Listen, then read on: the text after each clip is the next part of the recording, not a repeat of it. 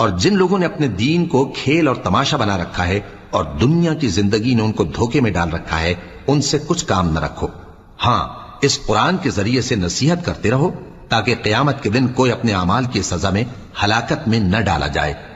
اس روز اللہ کے سوا نہ تو کوئی اس کا دوست ہوگا اور نہ سفارش کرنے والا، اور اگر وہ ہر چیز جو روئے زمین پر ہے بطور معاوضہ دینا چاہے تو وہ اس سے قبول نہ ہو۔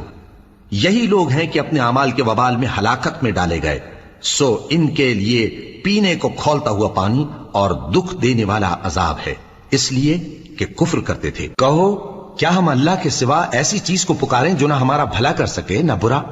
اور جب ہم کو اللہ نے سیدھا رستہ دکھا دیا تو کیا ہم الٹے پاؤں پھر جائیں؟ پھر تو ہماری ایسی مثال ہو جیسے کسی کو جنات نے جنگل میں بھلا دیا ہو اور وہ حیران ہو رہا ہو، اور اس کے کچھ رفیق ہوں جو اس کو رستے کی طرف بلائیں کہ ہمارے پاس چلا۔ کہہ دو کہ رستہ تو وہی ہے